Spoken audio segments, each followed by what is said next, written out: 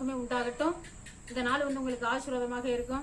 இந்த நாள்ல ஆண்டவர் உங்களுக்காக தந்த வேத வசனம் பிரசங்கி 8:12 உங்க எல்லாருக்குமே தெரியும்னு நினைக்கிறேன்.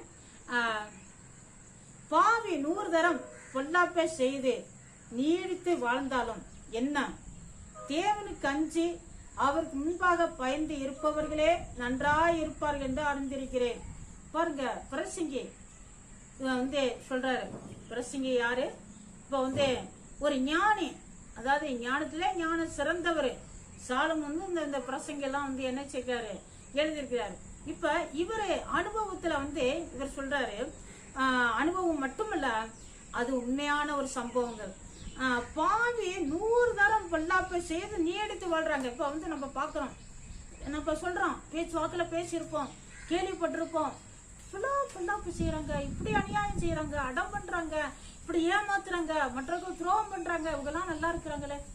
ஆனா நான் ஆண்டவருக்கா பயந்து வாழ்றேன், என் பிள்ளைகள் பயந்து வாழ்றாங்க, யாருக்கு எந்த தீங்கு செய்யறதில்ல, என் குடும்பம் ஆண்டவருக்கு பயந்த குடும்பமா இருக்குது, நாங்க யாருக்கு எந்த தீங்கு செய்ய போறதில்ல.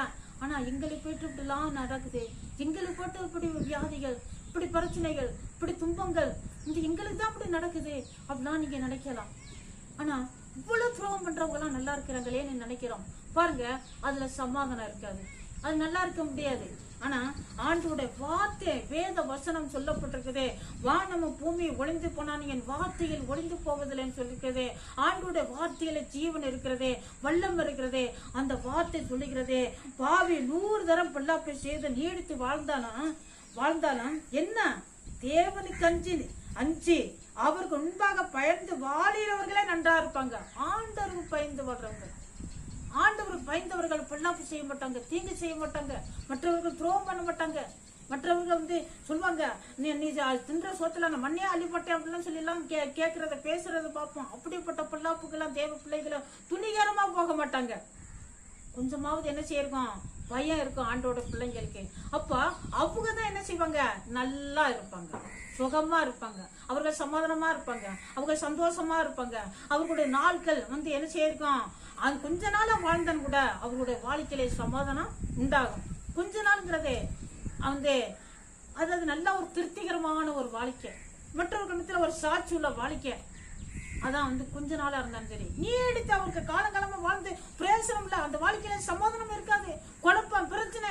அவங்க கிட்டக்கு போயிட்டு நெருங்கி வாழ்ந்தா, நெருங்கி பழைய பார்த்தாங்க அவங்ககிட்ட வந்து எப்படிதான் அவங்க எல்லாம் இருக்கிறாங்கன்னு நினைக்கிறது போல இருக்கும். ஆனா தேவ பிள்ளைகள், ஆண்டவர் பயப்படுற பிள்ளைகள் கொஞ்ச நாளா இருந்தாலும் சரி, கொஞ்சம் ஆசீர்வாதமா இருந்தாலும் சரி, கொஞ்சம் பொருளாதாரமா இருந்தாலும் சரி, கொஞ்சம் சம்பளமா இருந்தாலும் சரி, கொஞ்சம் வருவாயா இருந்தாலும் சரி, கொஞ்சம் சின்ன வீடா இருந்தாலும் சரி, சின்ன குடும்பமா இருந்தாலும் சரி, எப்படி இருந்தாலும் சரி, ஆண்டவருக்கு பயப்படுற பிள்ளைகள் வாழ்க்கையில ஆசீர்வாதம் உண்டே.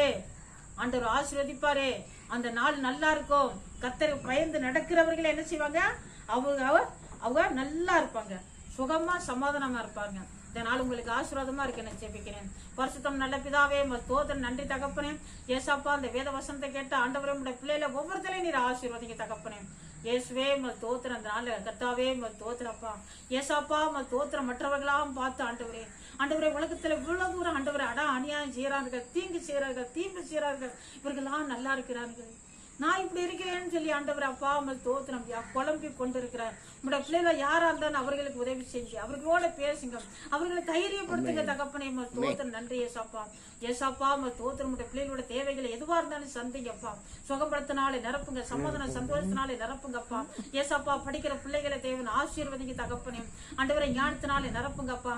அப்பா, பலமத்துல வியாதியில இருக்கிறவர்களை ஆண்டவரை பலப்படுத்தி ஆசீர்வதிங்க தகப்பனே. பலப்படுத்தி எழுப்பி நடக்க வைங்க ஆண்டவரே. தோத்திரையா, மருத்துவமனையில படுத்திருக்கிறவர்களுக்கு நல்ல சுகத்தை கொடுங்க ஆண்டவரே, அவர்களை ரட்சிங்க ஆண்டவரே. ஸ்தோத்திரம், நன்றி ஏசாப்பா. அப்பா, அந்த நாள பிறந்த நாளை சந்திக்கிற பிள்ளைகளை தேவன் ஆசீர்வதிங்க, பெரியவர்களை தேவன் ஆசீர்வதிங்க, திருமண நாளை சந்திக்கிற ஒவ்வொருத்தரையும் ஆண்டவரை ஆசீர்வதிங்க, அவர்களோட குடும்ப வாழ்க்கையை தேவன் ஆசீர்வதிங்க, தேவைகளை சந்திங்க, தடப்பட்ட ஆசீர்வாதங்களை கொடுங்க தகப்பனே. ஸ்தோத்திரம், ஒருத்தரோட குடும்ப வாழ்க்கையில சமாதான சந்தோஷம் உண்டாகட்டும் அப்பா. அப்பா, ஸ்தோத்திரம், நன்றி தகப்பனே. ஸ்தோத்திரையா ஏசாப்பா, ஸ்தோத்திரம் ஏசாப்பா.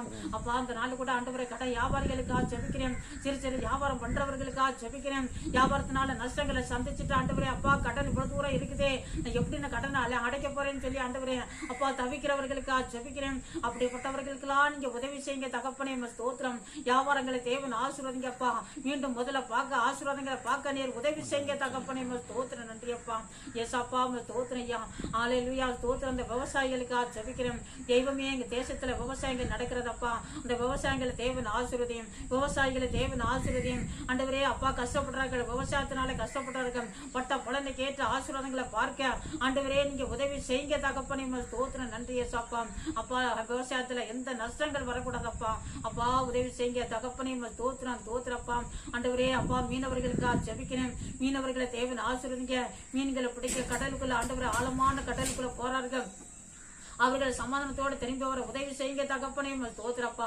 எந்தெந்த தேவைக்காக ஆண்டவரை தவிக்கிறார்களோ, வாங்கின கடனை ஆண்டவரை அப்பா திரும்ப செலுத்த முடியாது இப்படி தவிக்கிறார்களோ, வீடு கட்ட முடியாது இப்படி தவிக்கிறார்களோ, இடம் வாங்க முடியாது இப்படி தவிக்கிறார்களோ, கடைக்கால் போட்டு அது மேல நான் எப்பொழுது கட்டுவேன் இவ்வளோன்னு காலமா கிடைக்குதுன்னு சொல்லி இருக்கிற ஒவ்வொருத்தருக்கும் நீங்க உதவி செய்யுங்க தகப்பனே. ஸ்தோத்திரம். ஆசீர்வதிங்கப்பா. நீர் பொறுப்படுத்திக்கொள்ளும். எல்லாருக்கும் இந்த நாள் ஆசீர்வாதமா இருக்க உதவி செய்யும். ஊழியக்காரங்களுக்கா ஆண்டவரை பரிசுத்தவங்களுக்கா ஆண்டவரை ஜெபிக்கிறேன் தகப்பனே. உடைய பிள்ளைகளோட ஊழியத்துல பயன்படுத்துங்க தகப்பனே. ஆசீர்வதிங்கப்பா. உடைய பிள்ளைகளுக்கு நல்ல சுகம்பலம் ஆரோக்கியத்தை கொடுங்கப்பா. ஒவ்வொரு பரிசுத்தவங்களும் உடைய பிள்ளைகளோட தேவன் ஆசீர்வதிங்கப்பா.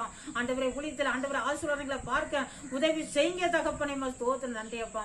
இயேசு கிறிஸ்து நாமத்தில் ஜெபிக்கிறோம் பரிசுத்தம் நல்ல பிதாவே.